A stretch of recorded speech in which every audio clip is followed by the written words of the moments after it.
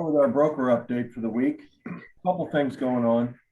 I'm not sure whether you're aware, but there was a large property management company called American Property Management that basically had squandered with millions of dollars in association monies for trying to get a list of the associations before I came on the air, but I will certainly provide that email. Be aware that many condo associations in Naples have been affected by so when you're doing a condo investigation for a customer, condo in Naples, you need to be aware of that. Many of them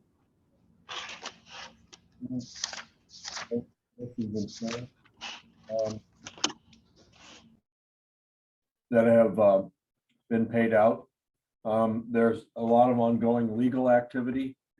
I don't think anybody really knows how much money we're talking about, but we know they've left the country, and just a really bad situation. I know there's going to be some more tightening of the property management laws. We've been in touch with our friends at Florida Realtors in their legal department, and we've asked them for guidance.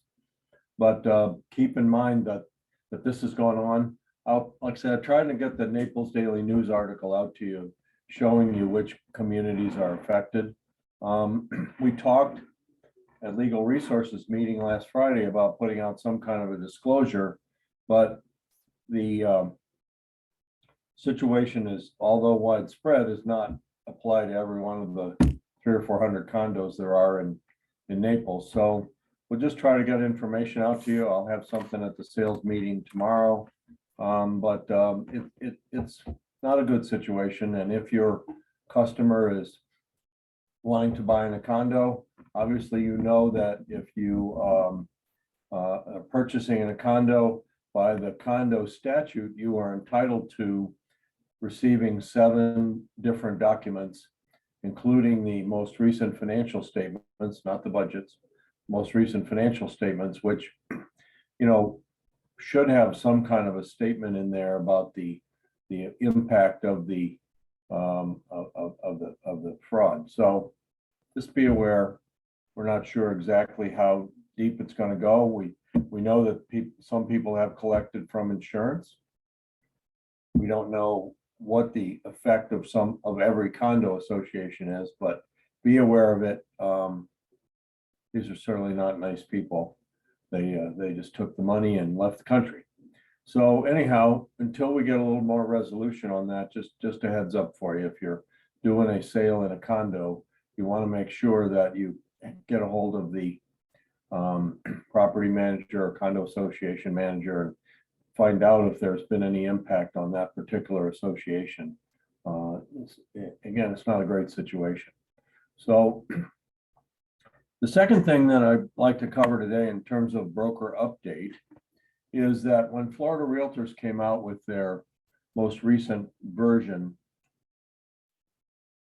of the contract, they specifically identified what types of things are required for notification. And they include email, personal delivery, FedEx delivery, US mail, but not texting. So I know from having been involved in a few situations here recently where an agent sent a text saying, we're proceeding, or we're ready to proceed, or whatever the text was. That was her way of notifying the seller that they had loan approval, and that per the loan approval rules in the FAR contract, that they were moving forward with. So how do you know when somebody sends you a text that says we're proceeding, what that means? Does that mean you have loan approval? What does it mean? They claimed, threatened legal action, that meant that was their formal notice that they were moving forward and they had loan approval. So don't rely on texting as a method of acknowledgement. I know tons of people don't use email anymore, they just text. But if you're texting on behalf of a customer that has to do with some proceeding in a contract, remember, it has to be in writing. Text is not considered writing. So we're going to pretty much shut the door on any implication that text is writing in the next version of the contract, which will come out at the end of this year. But in the meantime, understand that if you're dealing with a fire bar contract, texting is specifically excluded as a form of written notice to the other side. Any comments or questions? Okay, just like I say, I think texting is certainly a wonderful thing, and it's a great way to get in touch with people that otherwise want to read an email or acknowledge you in some other way. But understand that it's not a legitimate legal form of notification. And people have these texts in their phone. Some phones allow you to dump the text into an email, make it an official communication, but they're often difficult to retrieve and very difficult to decipher sometimes with people that use BTW and OMG and all the texting letters. So don't do it. Send an email, send a FedEx. If it's a revised document, it has to get there in a hurry. Hand deliver it and record it. Make sure if you hand deliver it to a broker's office that you have somebody sign for it and acknowledge that they received it. But there's a lot of different ways you can do it, but one of them is not texting. Okay. Thank you. All right. So today we're going to talk about inspections. I think the last time we went through the contract from start to end or middle, we got to inspections. And since there's so many as-is contracts out there, I want to take you through this slideshow that we put together not too long ago. We did this for the Board of Realtors, but it was very much important that we talk about as-is contracts and what makes an as-is contract fly. There we go. Can everybody see that okay? Yes? Raise your hand. Yes. Oh, okay. Yes. Okay, so Yes. I think a month or so ago, I did negotiating inspections for regular contracts. We're still going to talk about some of the differences between as-is contracts and regular contracts in this presentation, but this one's geared specifically to inspections as they relate to as-is contracts. So the real heavy use of as-is contracts came into play during the distressed property age, which began 2007, 2008, and continued through probably 2012, maybe a little 2013, when banks and investors owned properties or acquired ownership for properties, and they didn't know much about them. Certainly, if you were a realtor in that day and age, you realized that many of these homes, when people knew they were abandoned, were vandalized. They take the copper out of the air conditioner, take the entire air conditioner, take anything that they could get their hands on. And so many of these homes were abandoned and damaged, and the banks used as-is contracts to say, in no uncertain terms, along many times with their addenda, that said, hey, we're not responsible. You're taking the property as it is, and we're not making any repairs. And if there's broken windows or missing cabinets or missing air conditioners, that's your problem. Make sure you include that in your bid.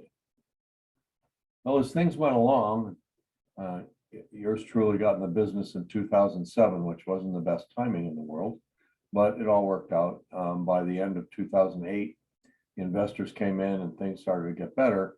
And by probably 2010, there was software that the banks were using to communicate with the distressed property owner and the agent through separate portals.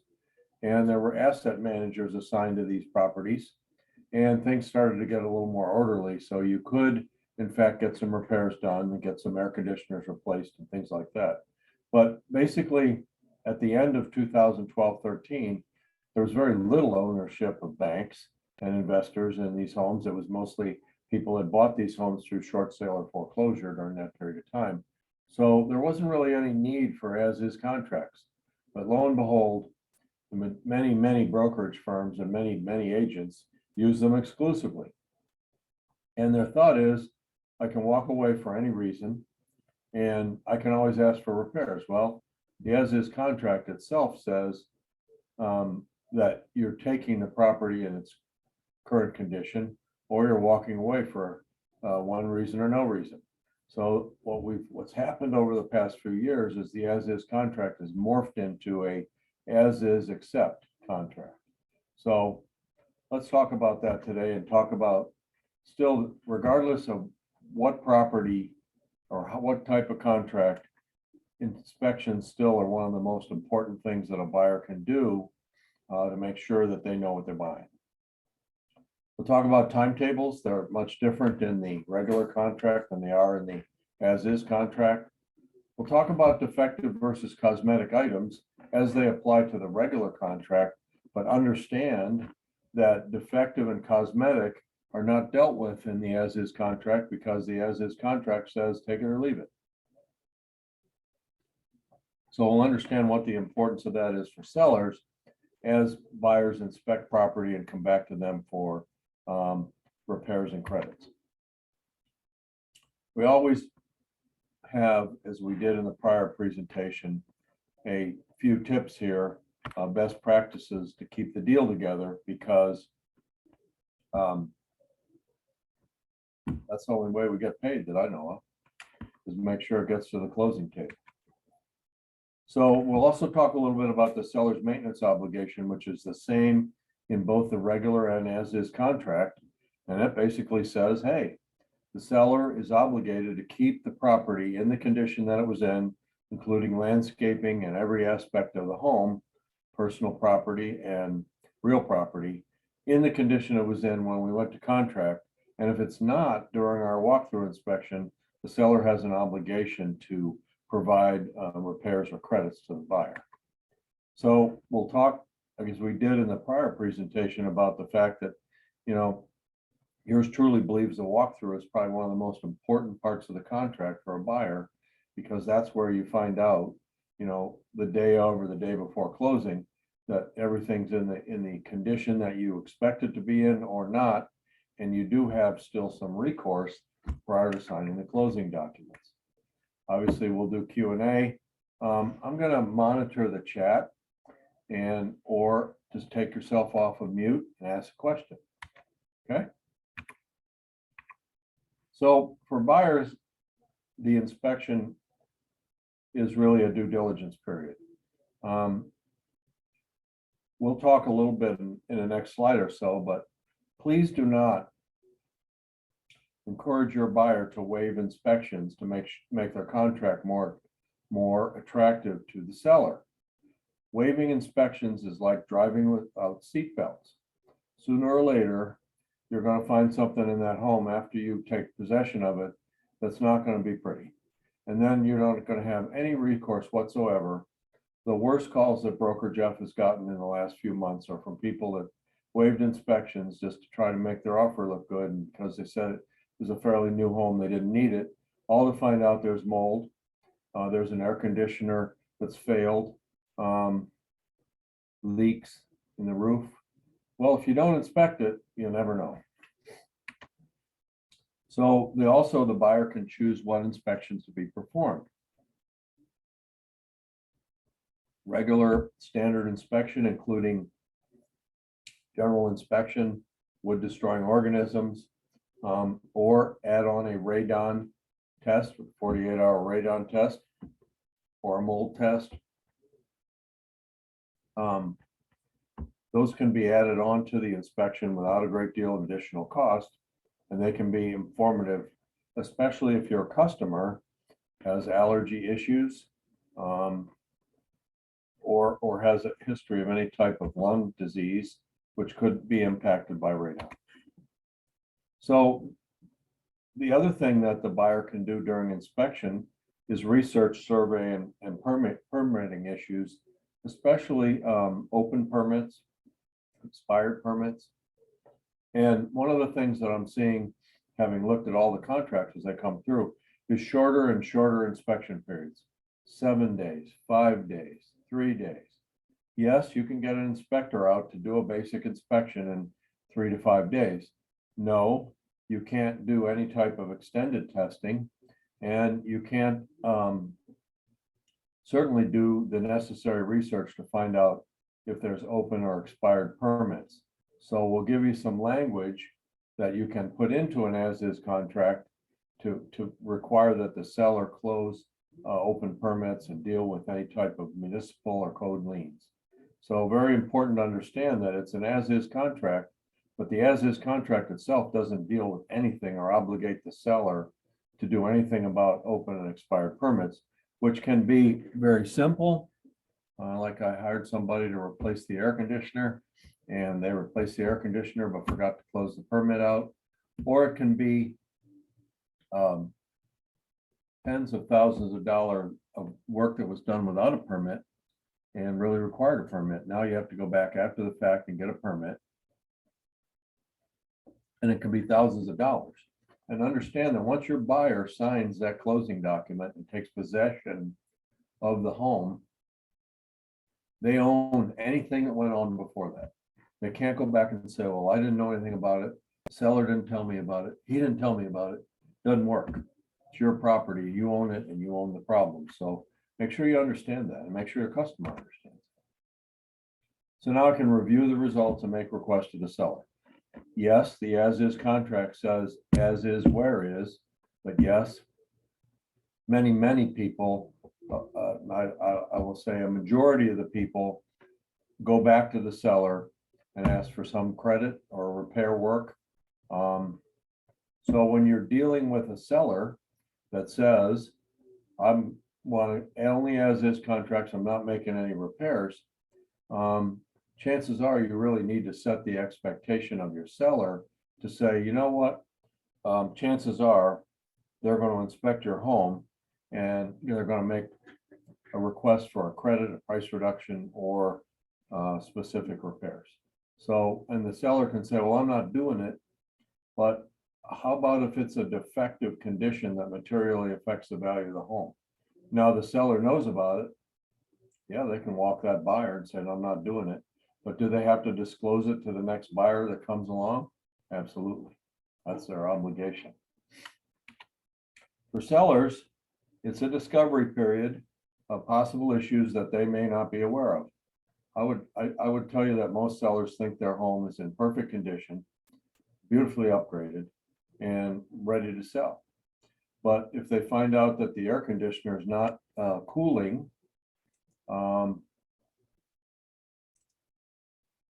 if the air conditioner is not cooling properly, or the hot water heater is 14 years old and it's leaking, that's a sign that maybe the seller doesn't know 100% about what's going on in their house, and it's a discovery period when the buyer points that out to them.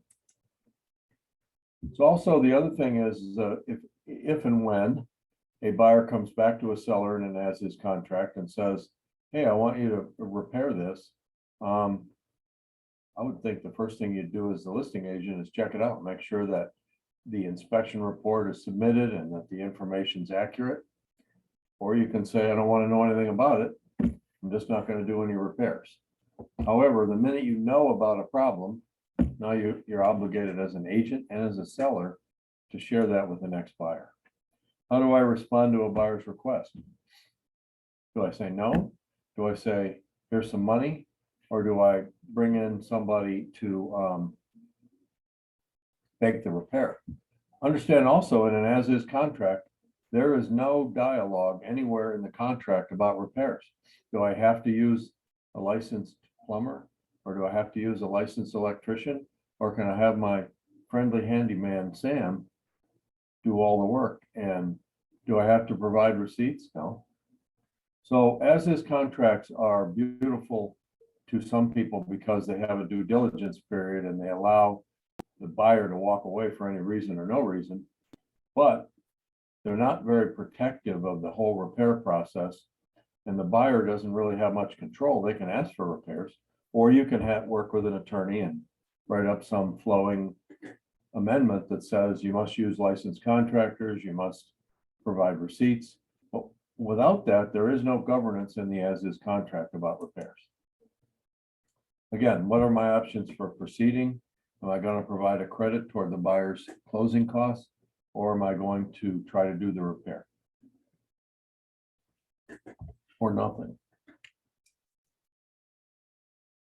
All right, so we're going to talk about waiving inspections here for a few minutes, because I don't see it as often since we Keller Williams, Naples, I worked with an attorney to put out a buyer's notice, which I'll show you here in a couple minutes. And basically, if your buyer says, hey, I really want my offer to be more acceptable to the seller's going to know that I'm not even going to bother to inspect. That'll make my offer stronger. Okay, so if your buyer decides to do that, then they're putting themselves in a very, very dangerous position, because they're buying something sight unseen. So you probably wouldn't buy a car without test driving it, and you probably wouldn't buy a used car without somebody looking at it or giving you some kind of a warranty that if it breaks in the next 30, 60, 90 days, that they'll fix it. So why would you buy a home without any warranty or without any guarantee that there might be a problem that we don't know about? So when you waive your due diligence period in a waived inspection, when can you go into the home? Not until your walkthrough inspection. You've waived any rights from the time you sign that contract to the time you go to do your walkthrough. You've waived any rights. The seller doesn't have to let you in. You might want to go, you'll say, well, I'm going to waive my inspection, but I'm going to go ahead and check it out myself. Nope. Seller does not have to let you in. Some do, but you surely can't rely on that. If you're the listing agent and the buyer has waived inspections and your seller says, well, they want to come in, should I let them? I'd say, nope, they waived their rights to come in. So that's a problem that your buyer should know about. So in addition to trying to make the contract look better and more palatable and more acceptable in a competitive environment to the seller, your buyers are waiving a lot of their rights. So please don't let them do that. There's absolutely no time to research permitting and survey issues. I did see a question in the chat here, which I can talk about. More tips on how to check for open or expired permits. Okay, typically open and expired permits are checked for by the closing agent, the title company or attorney representing the buyer. And they do what's called a municipal lien search, and that involves searching county records for permit results, also checking for any kind of municipal liens, a water bill that wasn't paid or something like that, or any kind of code compliance issues. Those are all public record, but you have to check them. And if you're waiving your inspection, you can't check them. If you find it out after you've accepted the property and moving on, there's no recourse to the seller. So you can't make a request to the seller to repairs or to for a credit if you don't know anything about the home.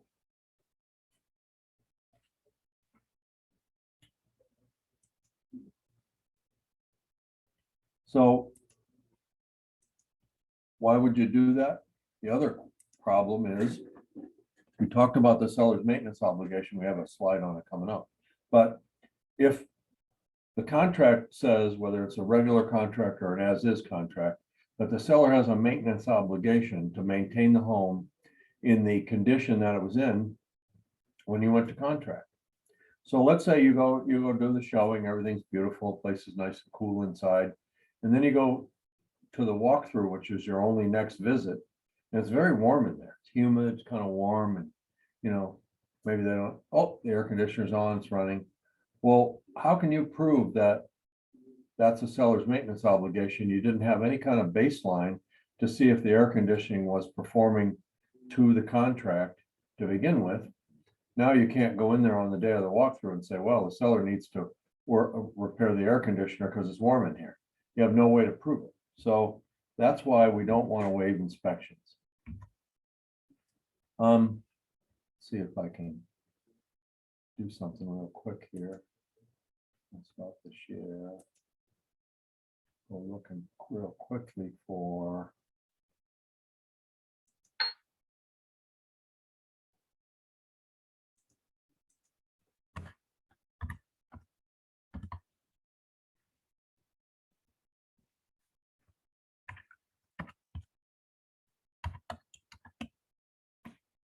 There we go.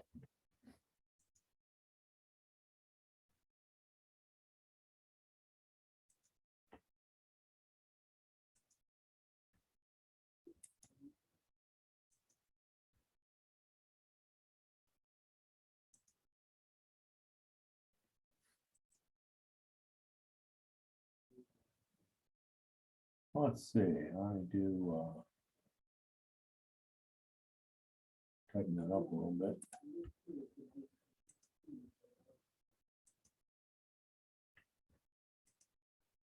Okay, can everybody see that okay? Yes? Okay, so if your buyer decides that they want to waive inspection, could be a tear down where they don't even care. Sorry, can you zoom in? Pardon? No. Yes? What? Can you zoom in? It's too small. I cannot see it. That better?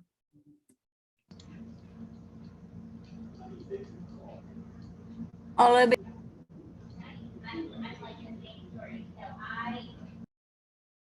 Okay, so basically what this document does, it says, okay, the buyer is insistent on waiving inspections. You know, I'm a contractor, I'll take care of this, don't worry about it. I'm gonna waive inspections. Okay, so we've developed this buyer's notice. And if your buyer puts 0 days in the inspection, broker Jeff will send you this document and say, you need to have your customer sign this. And basically what they're saying is that we agree to hold Keller Williams Realty and their agents harmless from any liability or damages should they decide to waive the rights to a home inspection.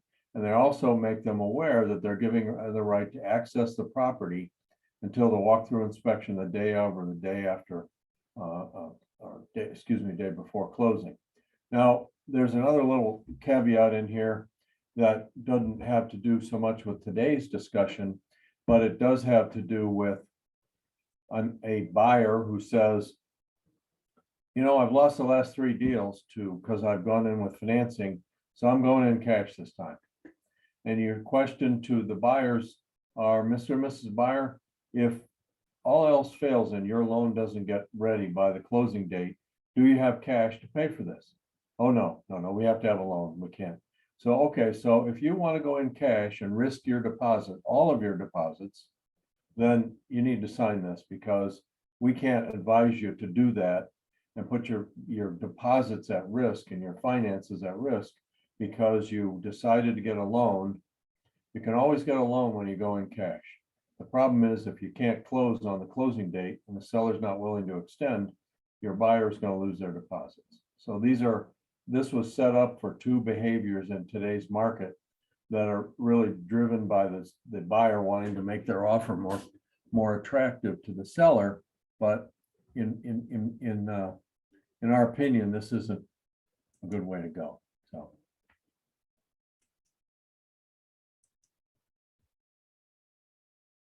Whoops. Hold on. I wanted to add something. Go My ahead. my neighbor just sold their home and the buyer lost $100,000 for their deposit because they couldn't close. There you go. Seller turned around, put it on for another $50,000 more and actually got about $70,000 more from the next buyer. Wow. They made a lot of money. Well, so you can see why if the buyer insists on waiving the inspection or going in cash when they don't have the cash to close, you can see why that's a extremely risky situation. And as I say, I won't say a lot, but I've had my fair share of calls from a buyer that says, I bought the house, I moved in, there was a leak in the air conditioner, now I got mold. What are you going to do about it? I'm like, well, who was the inspector? Oh, we didn't do an inspection. Well, you didn't do an inspection, so how would you know there was a leak? Oh, well, the agent should have known about it. It's their fault. I said, well, okay. You've just basically waived your rights to any recourse if you do that. Now, as I say, there are cases where it's a tear down or the buyer's planning on completely gutting the place. They really don't care about the condition. I still say there may be some things there that the buyer needs to know about. And for $300 or $400 to do an inspection, why would you take that kind of risk?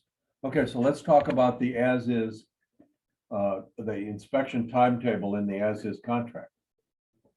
So the buyer completes all inspections and it defaults to 15 days. I've not seen an as-is contract really for more than 10 days in a long time. So it's usually 10 or 7 or 5.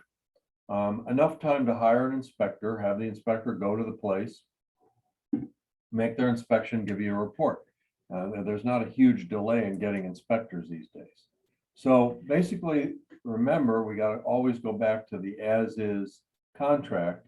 And it basically says the buyer accepts the property or rejects it for some reason or no reason. That's the contract. So the minute you say, okay, I understand all that, but I really want to go back to the seller and say, I really want you to make these repairs. I love the house, but I want you to make these repairs. Now, remember, in regular contract, there's a form called a buyer's election and seller's response. You cannot use that form. It's not referenced anywhere in the contract. It doesn't give the buyer has no right to submit it, to be honest with you. Yet I see people submitting this just as though it was a regular contract, just as though I'm going to submit this and give the seller, 10 days to respond. It doesn't work that way. You can't submit a buyer's election, seller's response to the seller. You can request a repair or a credit by amendment. So I have to write up an amendment to the contract. And basically, I'm going to ask the seller to give me $5,000 credit at closing to cover the problems that I found with the air conditioner and the water heater. Now, if the seller has a chance to look at that amendment and return it to you signed during your due diligence period, you're good.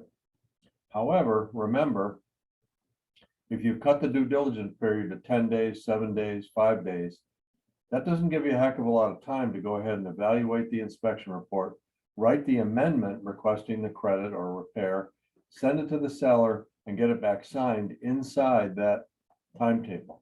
I do get my fair share of calls saying, we sent this to them 3 or 4 days ago, but we haven't heard back. Well, when does your inspection period expire? Tomorrow. So understand that if that inspection period, due diligence period expires, and you don't have that amendment back from the seller, you've just accepted the property in the condition it's in. So it's really important to watch your time here and watch your days and calendar these days, because if you've got a short inspection period and you're planning on asking for repairs, you not only have to ask for them, you have to have a response back by the end of the inspection period. That's very important in it, and really hope you gather that and learn that from today, because that's been lost on a few people, and you surely don't want to put your buyer in that situation. So remember, the seller has no obligation for repairs or credits. They can say no. As long as they say no and your buyer says, okay, I'm moving on, and you do that and serve notice by the end of your due diligence period, you're free and clear. A couple of words here. You're free and clear to move on. However,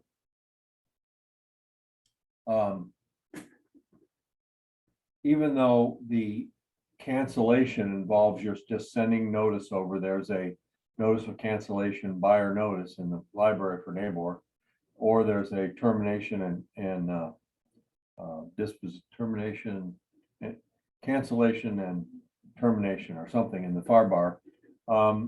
Okay, great. Now you send that over, you got your deposit, and the seller signs it, you get your deposit back and everybody moves on, right? Yes, that happens the majority of the time. However, what happens if the seller says, you know, that Rassy Fratty took my property off the market for 10 days and now they just want to walk away? I'm not signing that release of deposit. The title company will tell you that unless both parties sign it, they will not release the money. Ruh-roh. So here's what I suggest. If you're going to use an as-is contract, a neighbor as-is contract, you can put down a modest deposit in 3 days, or to start with, and put a larger deposit down after your due diligence period expires, which means you've decided to move forward with the property. And you're okay with that second deposit. You're moving on. But what happens if you put a fairly large deposit down, even $10, $15, $20,000, decide you don't want to walk away from the property, and then the seller doesn't sign the release? And the title company says, it's not going anywhere until all parties sign. So there are sellers that are savvy, and they go, you know what? The buyer's not going to go hire a lawyer to sue me. And so I'm going to bargain with the buyer. It's $10,000. I'll keep 5. Let them have 5. Is that what it meant by your as-is contract? No. It certainly is any kind of money that the buyer doesn't retrieve back from an as-is contract is a problem. But there are more occasions where the seller says, you know, I don't have to give them that money back. I don't have to sign off on that. I can bargain with them for some of that money in compensation for my taking my property off the market.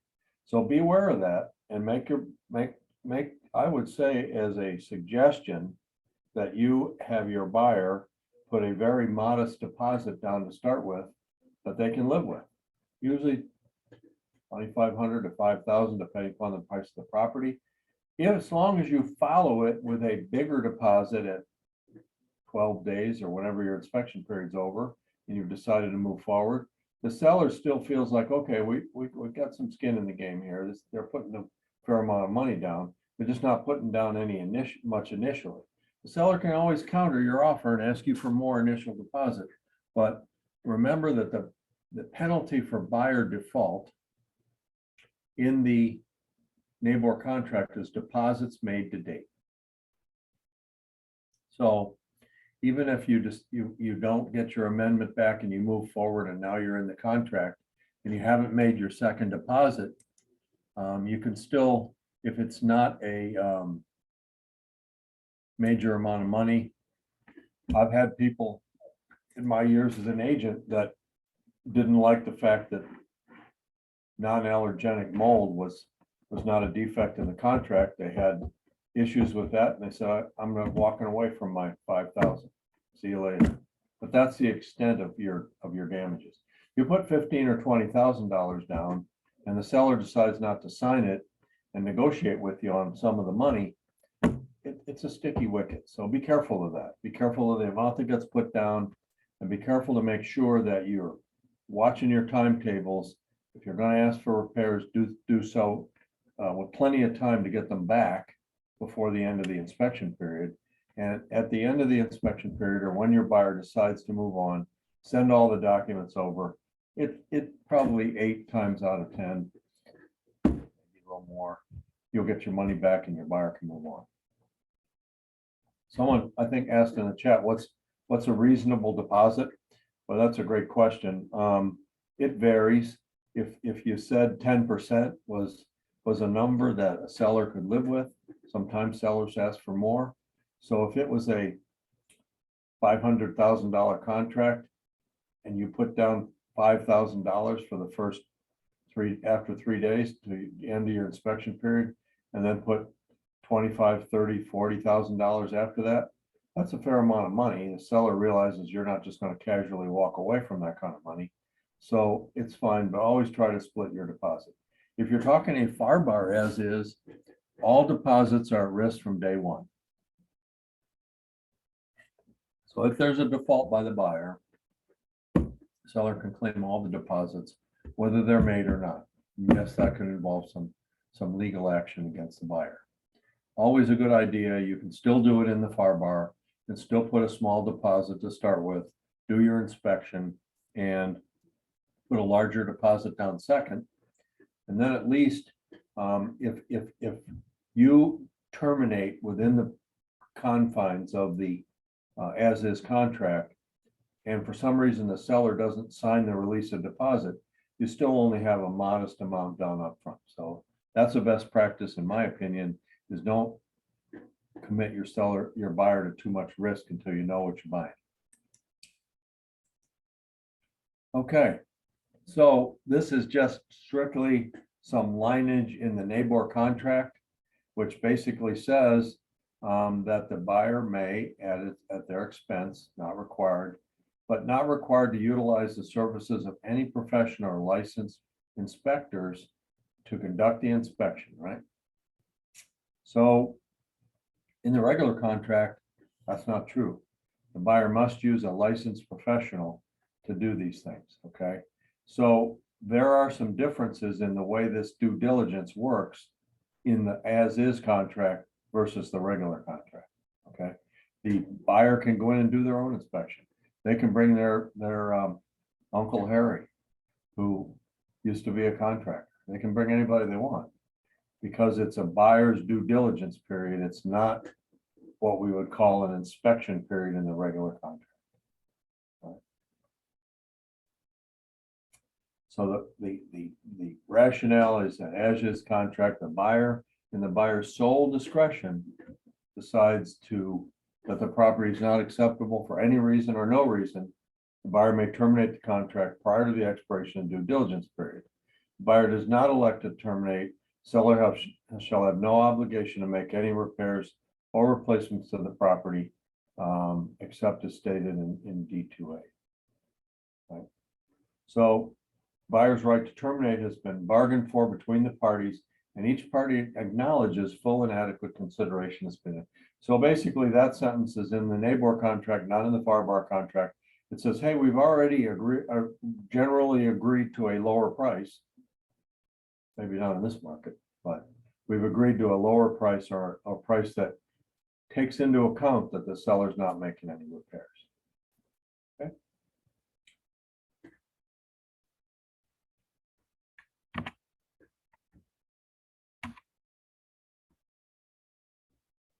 The due diligence period has driven the as-is contract up tremendously in popularity.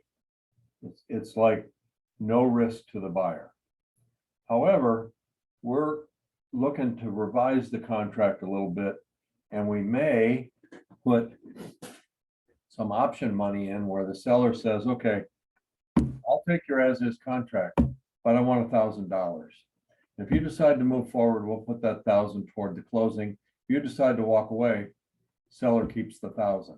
It's really, if you think about it and you're a seller and you put your property up for sale and you have 12 offers, you take the one that you think is best for you. You're now off the market for 5 to 10 days, maybe more, maybe less. And all of a sudden the buyer says, nah, sorry, I'm out of here. So now you're back on the market, back into more showings, back into more offers, that sort of thing. Maybe not a great thing for the seller. Maybe not something they like.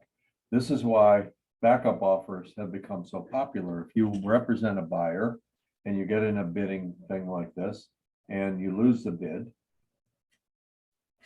your seller really likes the house, there's probably a 20 to 30% chance that if they put a backup offer in, that the seller would be interested in taking their backup offer versus going back on the market, more offers, more showings, all that sort of thing. So that's just an aside here. Seller, again, has no obligation for any repairs and credits. So you must have an assigned amendment in advance of the due diligence period if any credit or repairs are decided.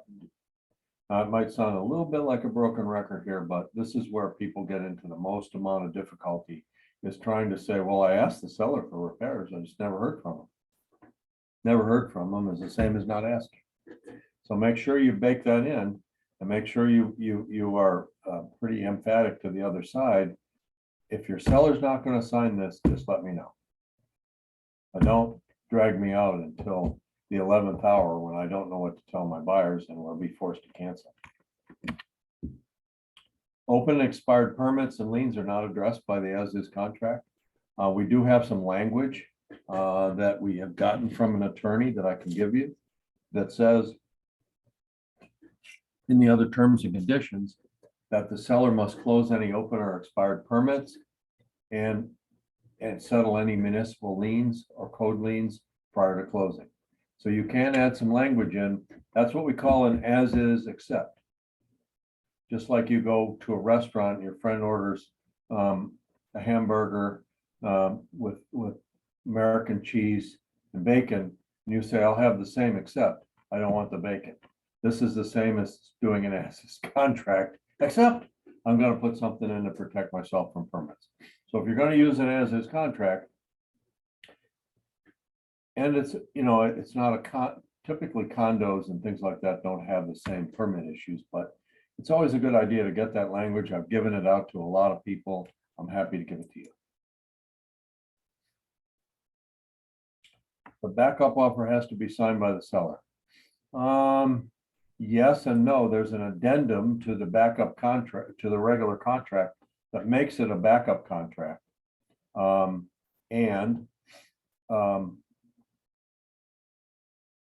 Yes, it's typically signed by all parties, no deposits or anything.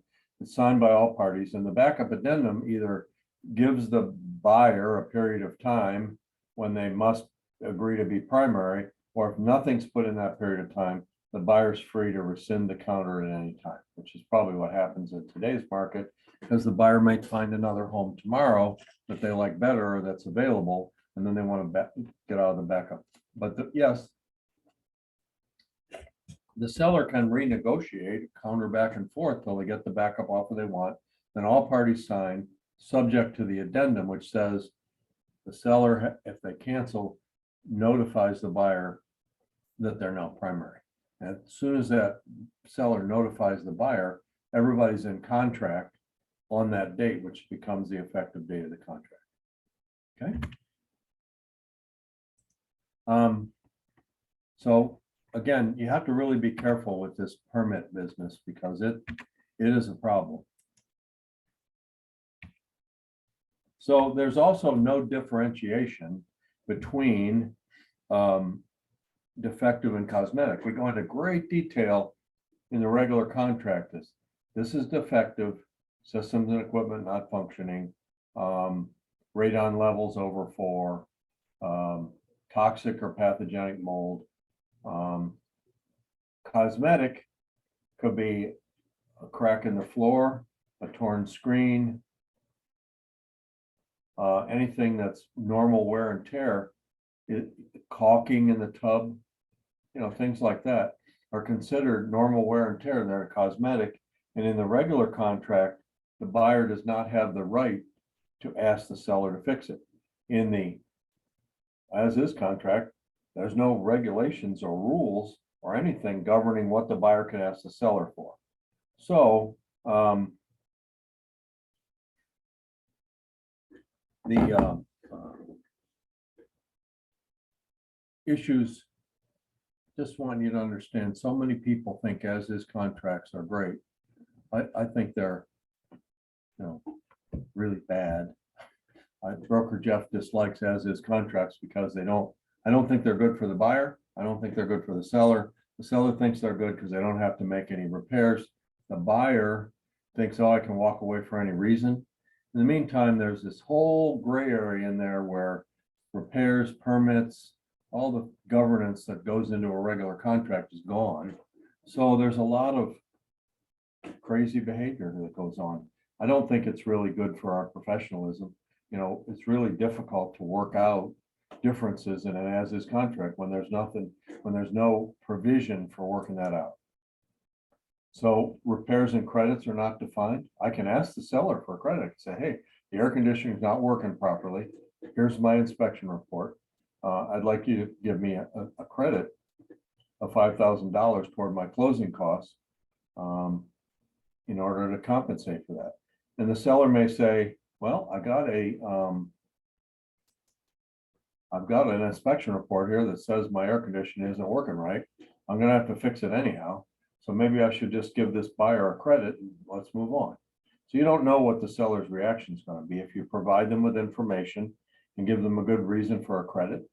And oftentimes you want the credit to be toward the buyer's closing costs and prepaids, because if there's financing involved, the last thing a lender wants to see is a credit for repairs. Oh, now I'm loaning on money on a home that has problems. So you always want your credits to go toward the buyer's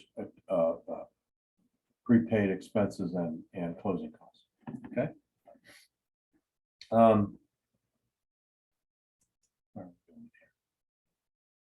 I already editorialized there. I don't think it's good for the buyer or the seller. So take a look at this quickly.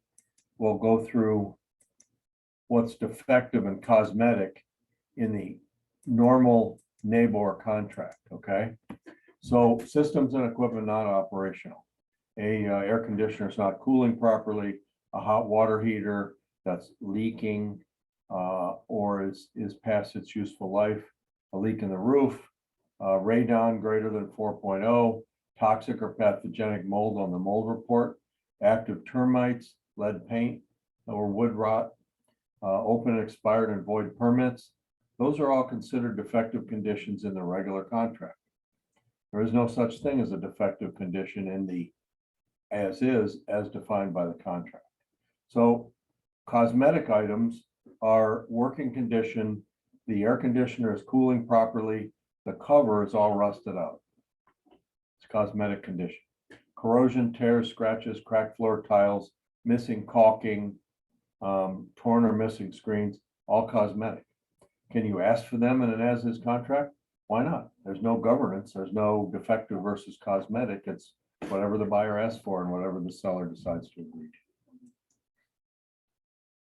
The roof is old, but it's not leaking. Roofs are really a problem today. Try to throw in some current information to you. If that roof of the home that you're looking at is 10 or 12 years old, your buyer may have a hard time getting insurance. There have been so many roof replacements and so many legal settlements that have been paid out. There are more than half a dozen insurance companies in Florida that are not writing new policies. There are a couple that have gone under. There is a insurance company of last resort called Citizens, state chartered. We got that down from about over 1 million policies, but after the major hurricanes a few years ago, down to about 400,000 policies, typically homes that were not otherwise insurable. But now with the raise in rates and the increase in costs that are coming from the private insurance carriers to cover their losses, Citizens back close to 900,000 policies. And Citizens coverage is that it's better than none, but it's not anywhere near as good as a standard HOA policy or a homeowner's policy. Just a few asides that are not covered in the slides here, but roofs that are older are a problem for a buyer. They could have trouble getting insurance. They could get insurance. The insurance carrier could come out and do an inspection and go, unless you replace that roof in the next 6 months, we're going to cancel your coverage. So be careful. The insurance is a huge jungle out there right now. So as I said before, you cannot use this form. Please do not try to use this form for an as-is contract. It's not referenced in the contract. It's not part of the contract governance. It's very much an integral part of the regular contract. And there's paragraphs that deal with each section in here and how the seller can respond and what the buyer's response is from that. So understand that this is not a document that you can use in an as-is contract. So here's what you can use. You can use an amendment to the sales contract. You can put in a specific repair request. You can put in asking for a credit for the buyer for the prepaid expenses and closing costs. And you can write that in. Now, if it's going to get complicated, other than just a simple term, you really probably need to get with an attorney to help you make sure that this is enforceable. Where can an attorney come from? If you're under contract with a title company, typically the title company will have a lawyer that can answer these questions. You could call me. I have some of this language, and I can maybe recommend somebody you can talk to, but don't try to write a complicated amendment without having some help. This could be considered practicing law without a license. We had an agent from Sarasota who came down and worked with one of our agents in Estero, and they did an inspection, and she wrote up the most, I've probably seen a lot of stuff reviewing contracts, but it was one of the worst amendments I've ever seen. Didn't specify who was going to do the work, didn't specify receipts, wasn't clear on what work they wanted done.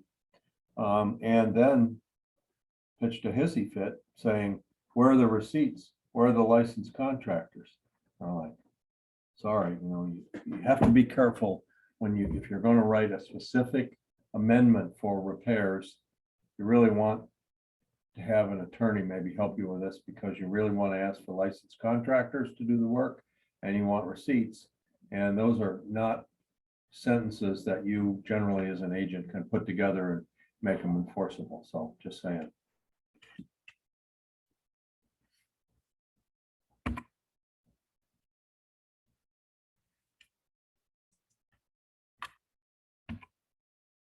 So let's talk about the things we can do to keep the deal together. Oh, what just happened there?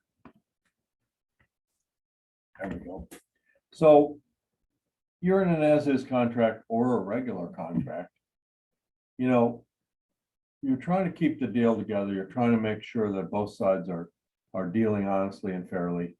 And when you ask for caulking in the tub, when you ask for repair of a torn screen on the lanai, when you ask for things that are clearly cosmetic, inexpensive to fix,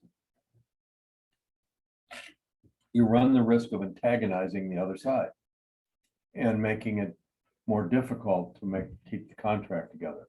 So don't do that.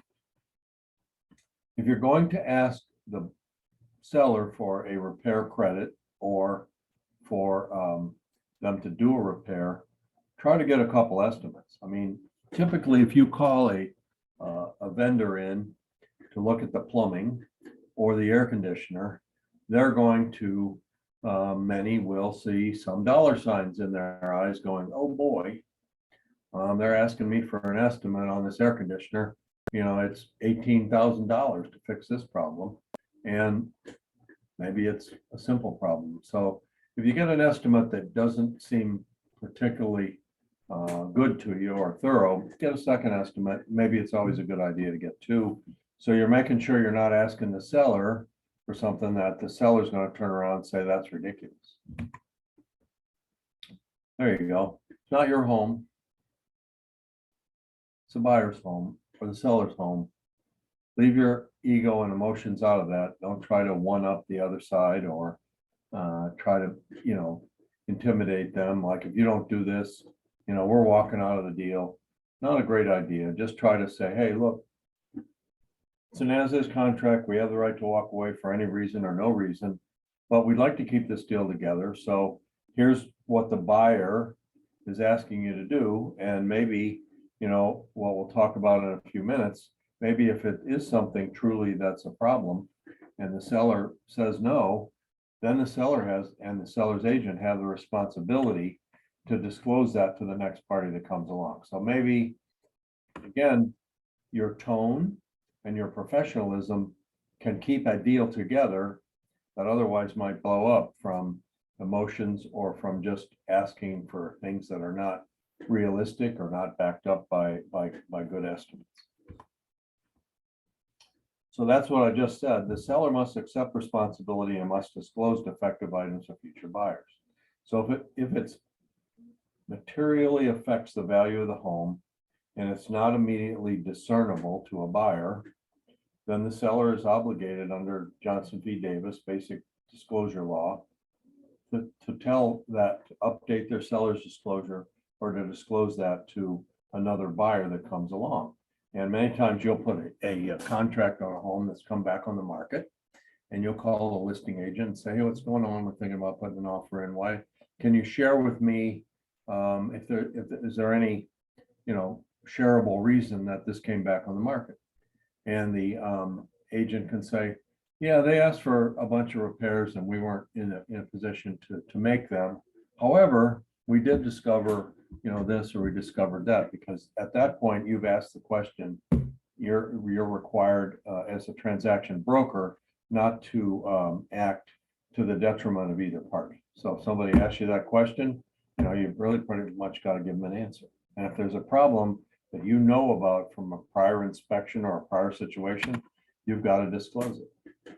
So another thing that's kind of important is if your buyer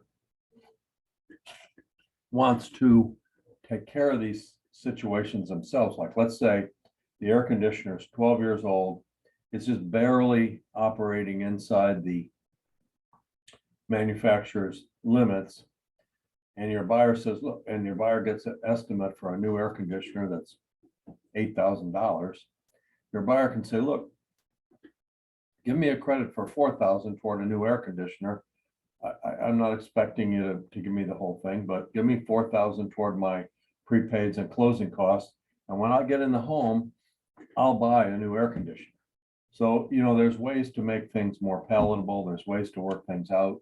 And I encourage you to try to keep the emotions, the sentiments logical and rational, and not let things get out of control. Because the last time I looked, if these deals blow up, there's not a closing table, there's not a closing check, and you're back to square one, either looking for another home, negotiating a new deal.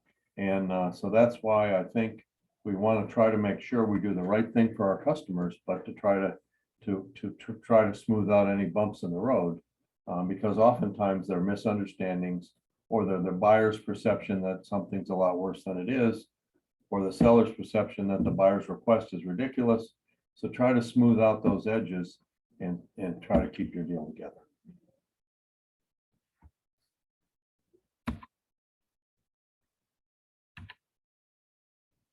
Okay, we'll talk a little bit about D2A, which is the seller's maintenance obligation.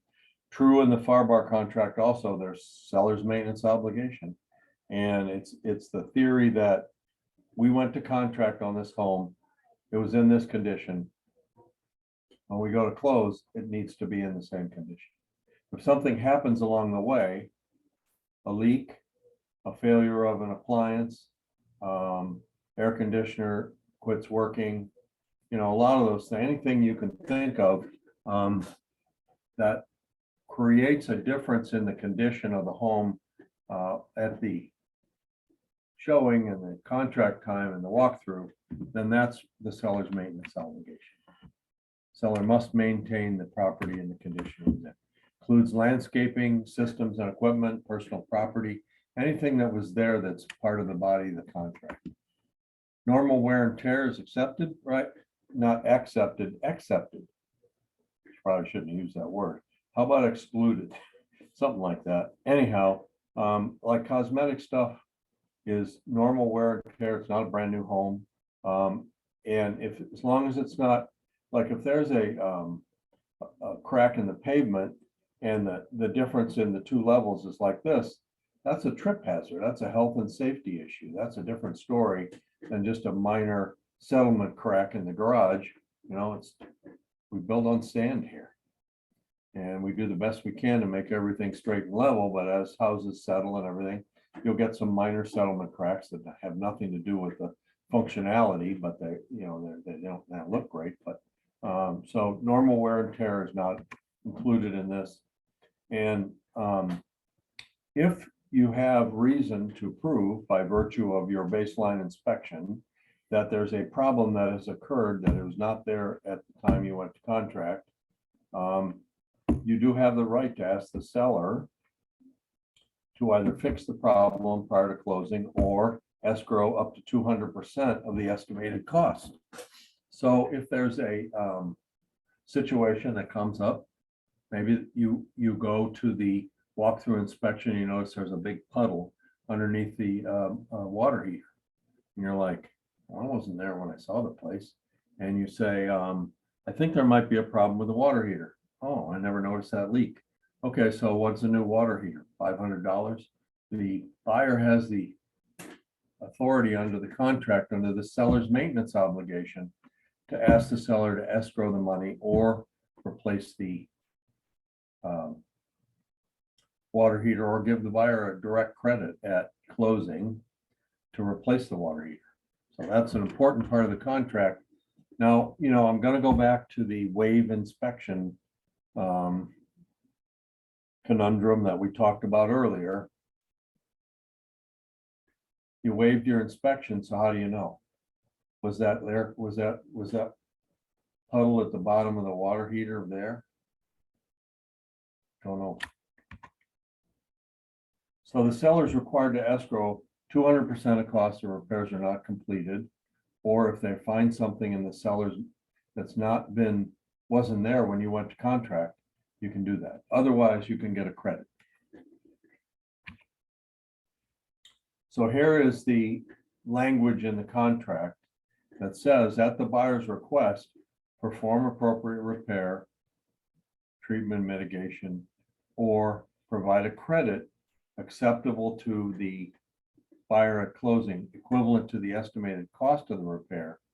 If the seller is obligated to perform remedial action and fails to do so prior to the closing date, and the parties are unable to agree on a credit, the seller must escrow out of their proceeds 200% of the estimated cost of the repair. So you really have to be careful as to making sure that you get enough money for that to be covered. If the seller's not willing to make a credit. Now, you notice that the last sentence here says the escrow sum is not a cap on the seller's liability for completion of the maintenance obligation.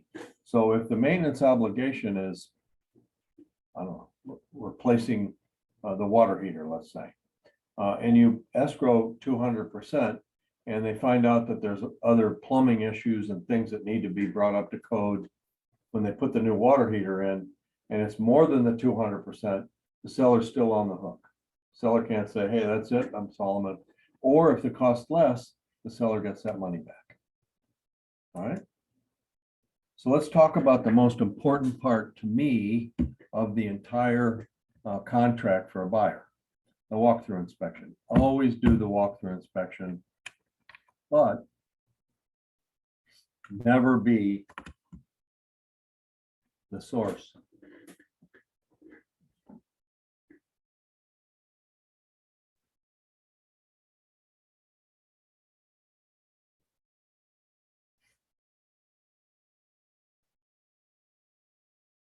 Oh.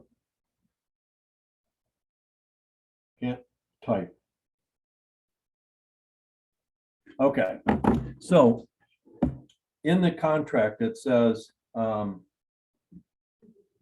in the contract, it basically says that the buyer or designated representative is able to conduct a walkthrough the day of or 1 or 2 days before the closing.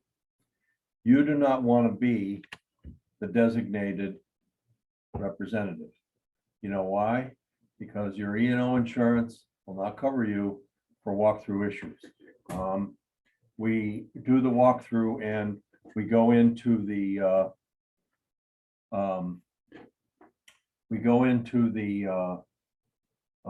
walkthrough and you go through the laundry room, you don't notice too much.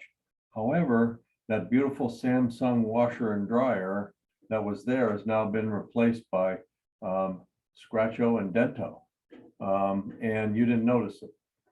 And the buyer closes and comes in and calls you and goes, you know, hey, Jeff, I know you did the walkthrough for me. Thank you very much for that. But there was a Samsung washer and dryer when we went to contract, and now there's, you know, a much lower quality replacement. What's up with that? Well, you may be headed to Best Buy.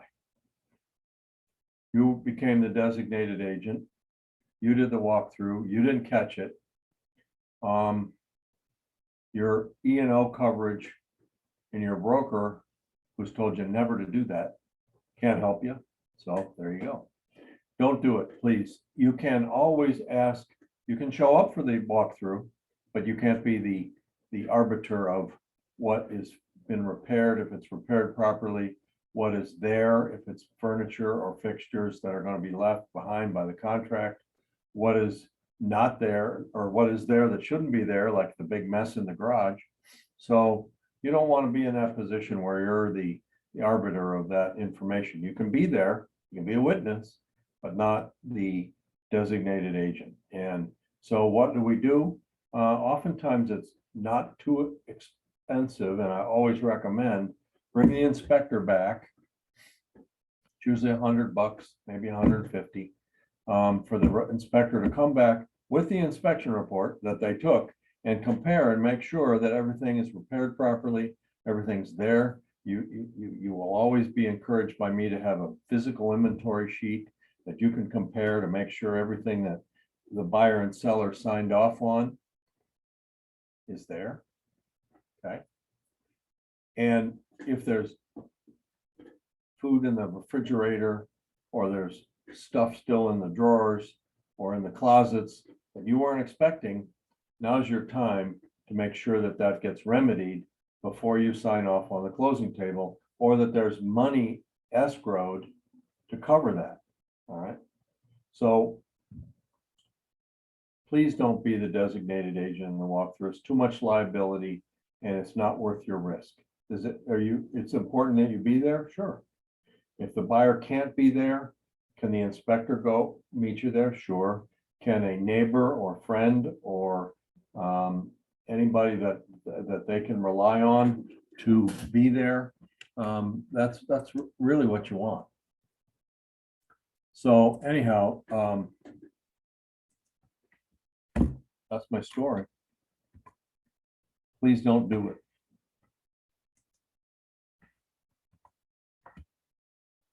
Have the inspector present. Have a neighbor or a friend. Somebody said to me, can you do can you video and do a FaceTime? And that's dicey, because what if they don't see everything, or what if your angle is, I mean, it just you're still kind of quasi stepping into that designated representative role. I just wouldn't do it. And it's really an important time for the buyer to be there.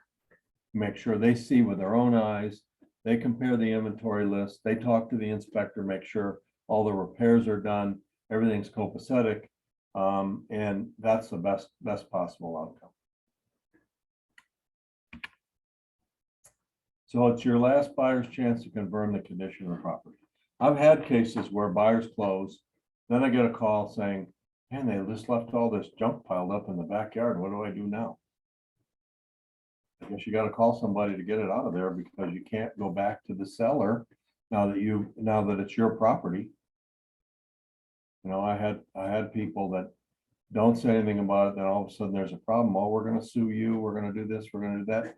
Okay, but you missed your chance to have it done, or have a promise to have it done, you know, at closing. Remember the seller's maintenance obligation. If you encounter things especially if the inspector encounters something going, something's not right under the sink here, and they open it up and lo and behold, there's a leak, or there was a leak, and the floorboard underneath the sink is soaking wet. Seller's maintenance obligation. We need to fix this. We need to make sure there's no mold. We need to repair that wet board underneath the counter. And that's the seller's responsible for doing that because it wasn't there when you went to contract. Always do the walkthrough, please. Don't say, it's okay. I'm a brand new place, no problem. We'll be okay. Always do it. It's your last protection for the buyer to make sure they're getting what they get. So again, here's the contract references that the items being conveyed are part of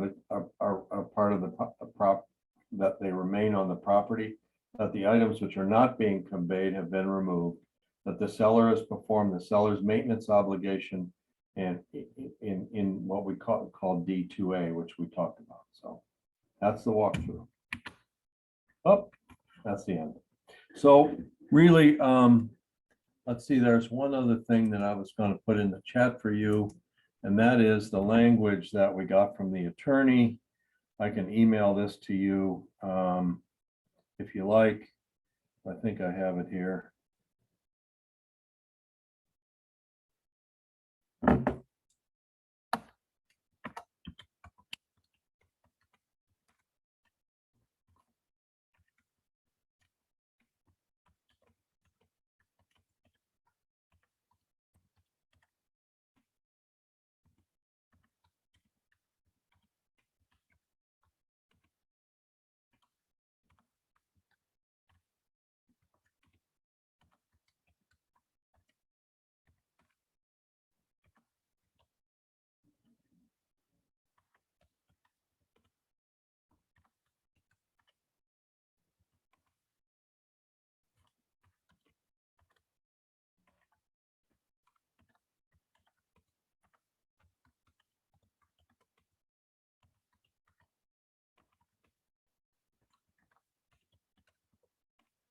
Okay, very simple sentence.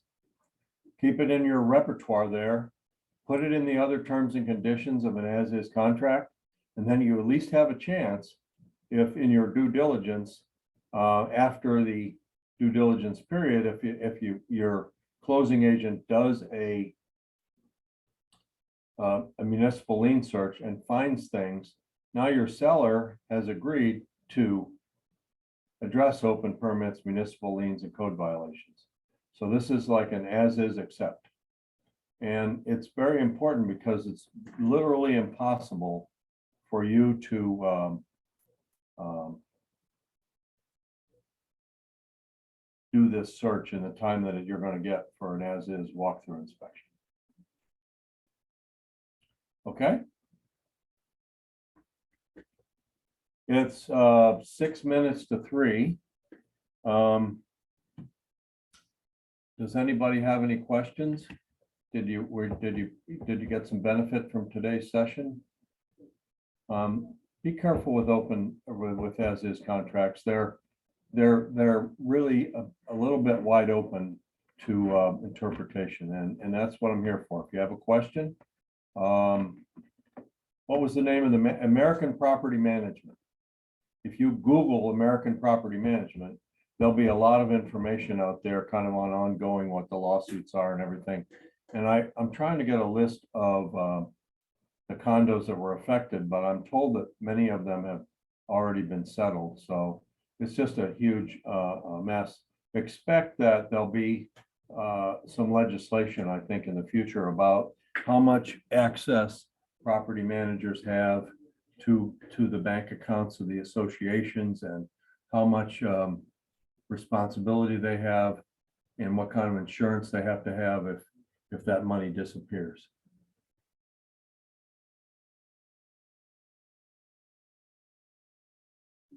All right, that's all I have today. Thank you all. Thanks for coming. Hope you have a good week. Call me if you need me. Take care. All right, Jeff. Thank you, sir, very much. Have a great afternoon. No problem, anytime. Thank you. Stop the recording.